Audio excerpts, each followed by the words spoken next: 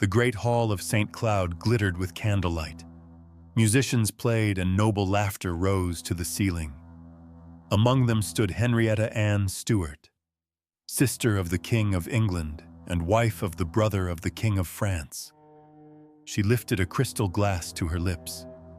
In the next breath, the music stopped. The glass fell from her hand and shattered on the stone floor. She clutched her stomach with a cry that silenced the room. Her face turned pale, her body bent in agony. Servants rushed forward, yet no one dared to touch her.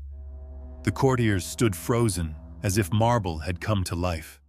Her voice broke through the silence, weak but clear. "I have been poisoned." The words fell like a curse upon Versailles. A princess of 2 crowns, born to unite kingdoms, was now writhing on the floor as whispers filled the hall. Physicians were summoned. Prayers were whispered, but nothing could stop the storm inside her body. Within hours, the radiant young woman who had once been the pride of 2 dynasties would be gone. Her death at 26 was sudden, brutal, and filled with shadows. It was not only the end of a life, but the beginning of one of the darkest mysteries of the 17th century. Who watched in silence as she cried for help? Who turned away when her final words echoed through the hall? Stay with us until the end of this story to uncover the hidden truth behind the final night of Henrietta of England. And if you wish to journey deeper into the forgotten tragedies of history, subscribe to this channel and keep the past alive with us. Henrietta Anne Stuart was born in 1644 into a world already trembling. Her father, Charles I of England, was locked in a struggle with Parliament, and her cradle shook with the sound of civil war. When she was only 5, the battle was lost. Charles walked to the scaffold at Whitehall, condemned as a traitor to his own people. The axe fell, and with it the protection of his youngest daughter. Her mother fled with her across the Channel to France. They arrived not as honored guests, but as refugees, surviving on the uncertain mercy of their Bourbon relatives. The palaces of Paris shimmered with jewels, yet Henrietta wore gowns patched by weary hands. Other princesses glittered with pearls, while she learned to lower her eyes and accept silence where laughter should have been. She grew up in corridors where she was treated kindly, but never as an equal, a child of kings, yet stripped of crown and dowry. She was reminded every day that she was a burden carried by others. What she possessed was not measured in gold. Her inheritance was carved into her blood, for she was a Stuart by birth and a Bourbon by descent. That lineage made her valuable even when her purse was empty. As she grew older, her beauty bloomed with a quiet insistence. Her figure was delicate, her movements graceful. But it was her eyes that no one could forget. Green like deep waters, they seemed to read what others tried to hide. Courtiers spoke of those eyes as if they were jewels brighter than emeralds.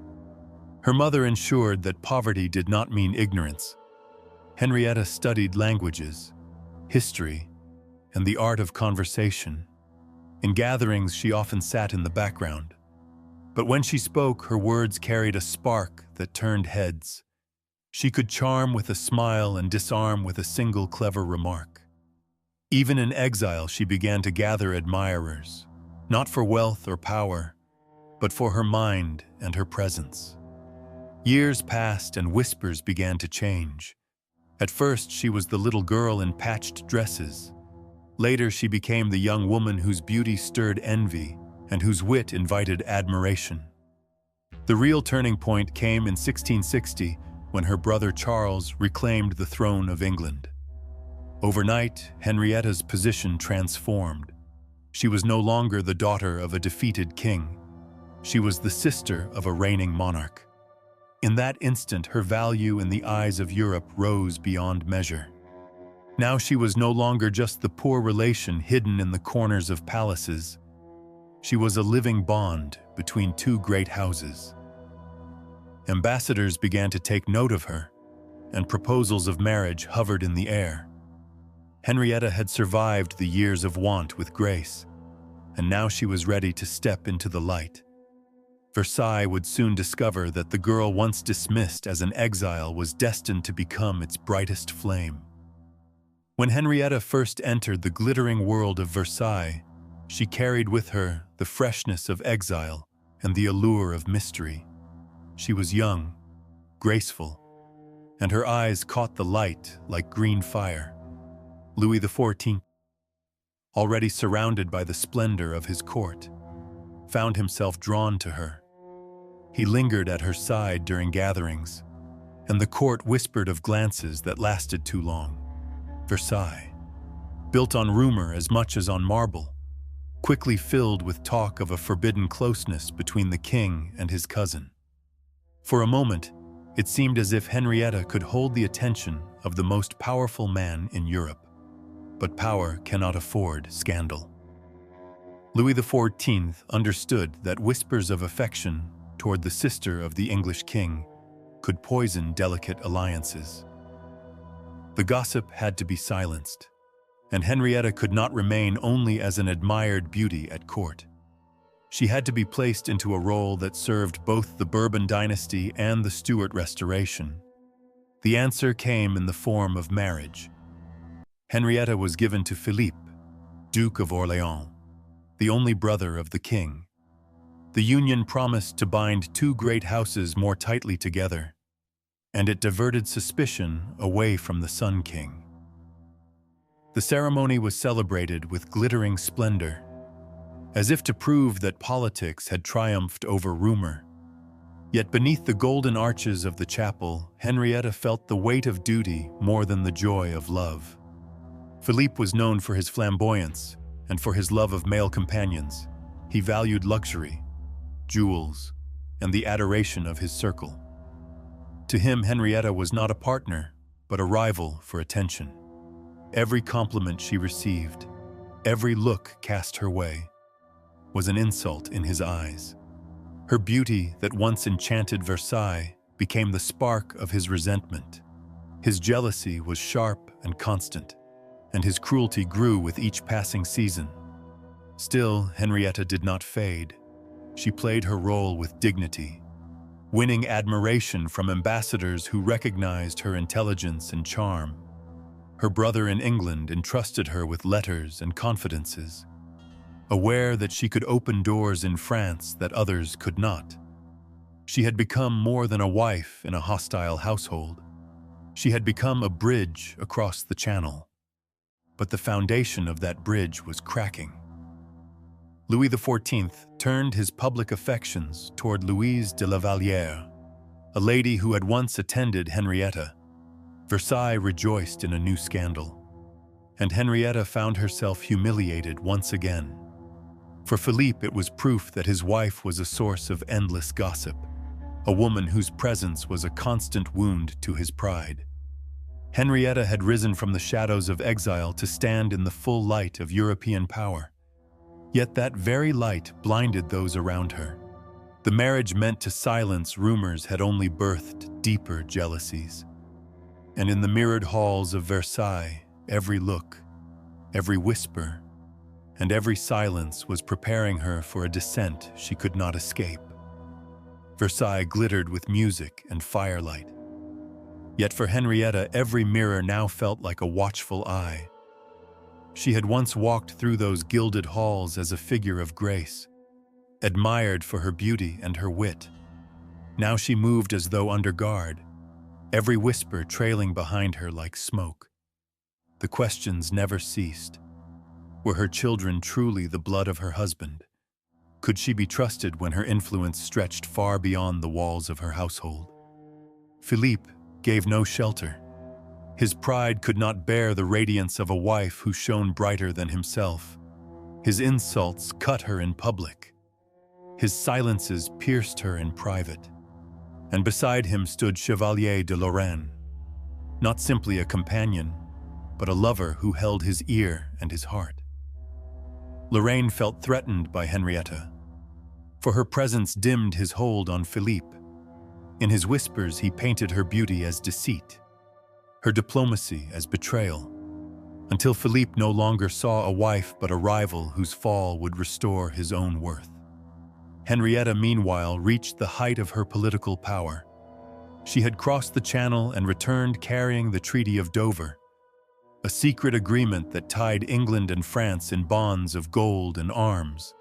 It was she, not a statesman, who placed the signatures that could alter the map of Europe. In that moment, she became too valuable, too powerful, and in the eyes of men that was dangerous. A woman admired for charm could be tolerated. A woman who held the fate of kingdoms in her hand could not. The air around her grew heavy.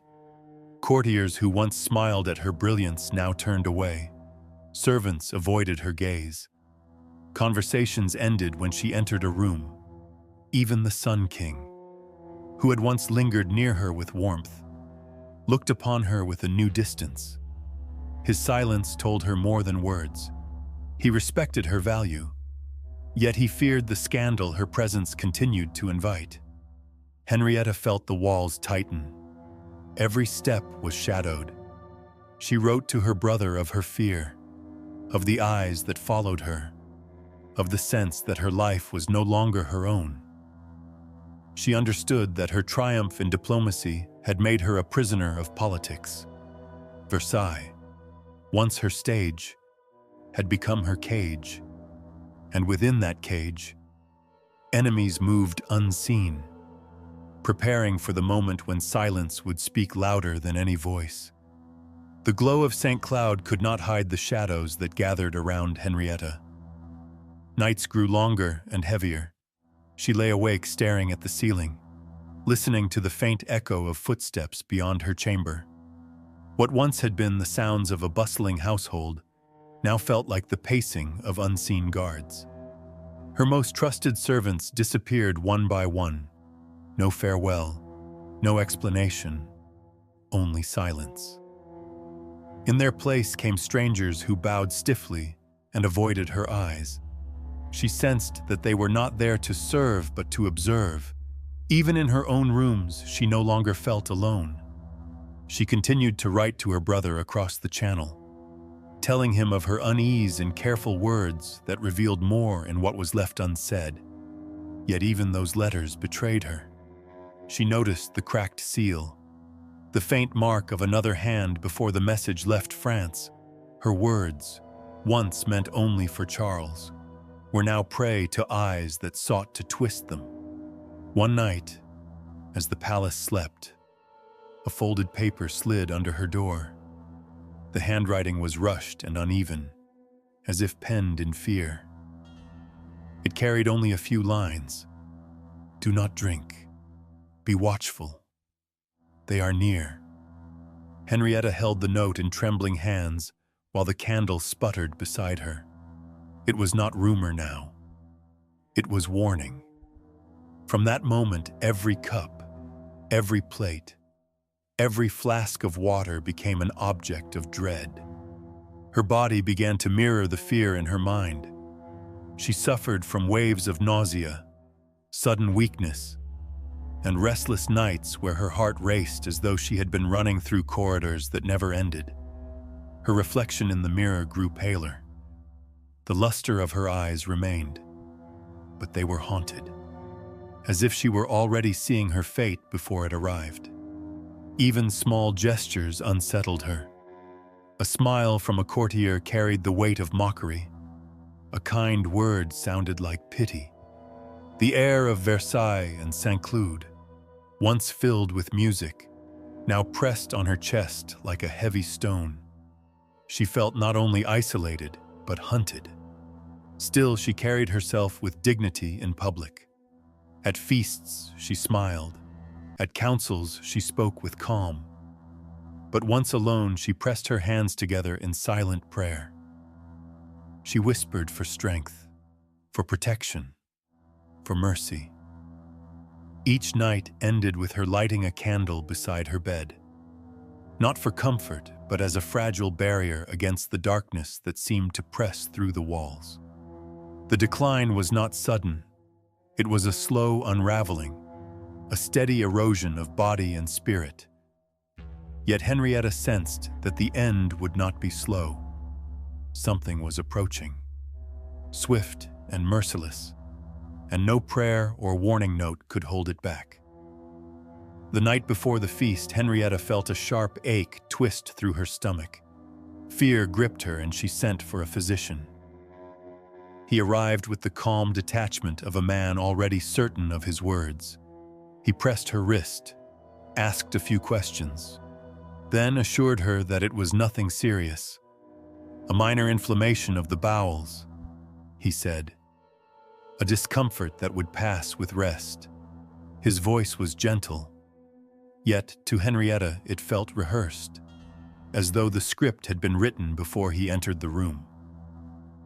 When he left, she remained in silence, the unease gnawing at her as the candle beside her flickered low. The next evening, St. Cloud was alive with brilliance. Candles burned in endless rows, music filled the air, and laughter spilled across the great hall. Nobles in shimmering gowns and bright silks moved like a river of color through the chamber.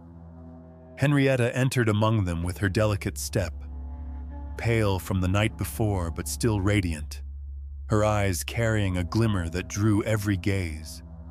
She spoke with grace, exchanged smiles, and laughed at the right moments, as if determination alone could keep fear at bay. Yet the memory of the warning note haunted her. Do not drink. Be watchful. They are near. When the feast ended, she asked for a glass of water. The servant brought a crystal cup that caught the light of 100 candles. She raised it to her lips. Within moments, pain tore through her body. She gasped. The cup slipped from her hand and shattered on the stone floor. The sound rang through the hall like a bell tolling for the dead. The music stopped. Conversations died in an instant. Henrietta bent forward, clutching her stomach. Her face drained of color. Her breath came in jagged bursts. She lifted her head, her eyes wide with terror, and her voice, though faint, was clear. I have been poisoned. The hall froze. Some backed away. Others whispered prayers. But no one moved to hold her. Philippe stood apart, his expression hard and unreadable. The physicians hurried in and tried to calm her, offering draughts that spilled uselessly from her lips. They insisted it was illness, not poison, but their words could not veil the agony that gripped her. Hours dragged on as she writhed in pain. Sweat ran across her brow. Her body shook. Her hands clawed at the cushions. Her cries filled the chamber, breaking the silence again and again until voices could no longer bear to respond. The once brilliant princess, the sister of a king and the wife of a king's brother, was reduced to a pale figure fighting for breath in the glare of candlelight. At last, her strength ebbed. Her eyes, luminous even in torment, searched the room one final time, as if seeking mercy. None came. Her breath faltered. Her hands fell still, and silence reclaimed the hall. Henrietta of England was 26 years old. Her beauty, her wit, her place between two crowns, all extinguished in a single night, while the candles of St. Cloud burned on as if nothing had happened. The death of Henrietta sent a shiver through Europe. Within hours, the corridors of Versailles filled with whispers. Some named Philippe, her jealous husband. Others pointed to Lorraine, the lover whose place at Philippe's side depended on her fall. Across the Channel, enemies of France rejoiced, claiming that the sister of the English king had been silenced for serving two crowns at once. Charles II did not remain quiet. He demanded that the French court open a full inquiry into the death of his sister. He expected testimony, evidence, answers. For a brief moment it seemed that truth might be spoken, but Versailles had already chosen silence. The physicians stepped forward with their account. They reminded everyone that Henrietta had summoned a doctor the night before her collapse. He had found nothing but a common inflammation of the bowels. It was an illness, they said, not poison. They presented this conclusion with solemn faces, as if the words themselves could erase what had been heard in the hall of St. Cloud. I have been poisoned. Those who might have contradicted the official version were gone.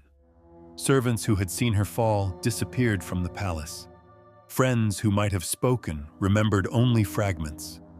Witnesses who once whispered of strange events now gave testimony that matched the physician's story too perfectly. Every crack in the account was sealed with gold or silence. Charles II had grieved, but he also understood. He had signed the Treaty of Dover. He needed French gold and French arms more than he needed vengeance.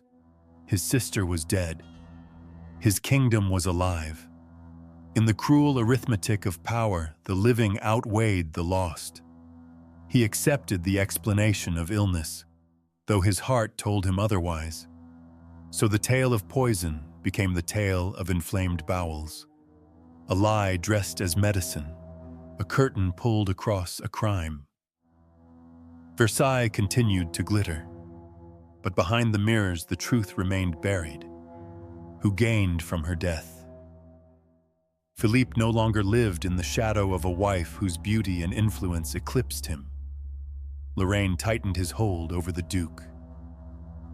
Enemies of France in England rejoiced that the bridge across the Channel had collapsed. Only Louis XIV lost. The king wept at her side, but his tears did not wash away suspicion. He had lost a precious envoy and gained a stain on his court that no glory could erase. What endured was a single image. The glass that slipped from her hand lay shattered, but the cup she had touched before it fell remained. It carried the faint trace of her lips, a mute witness to a crime the world refused to name. That empty vessel became her monument. History can bury words, but not silence. A princess who carried 2 crowns in her blood died as if she had none. Her voice cried out, but the answer was silence. History may choose silence. We cannot. If you wish to uncover the truths that palaces tried to conceal, watch until the end and subscribe to this channel, where the shadows of the past rise again and the voices once silenced will be heard.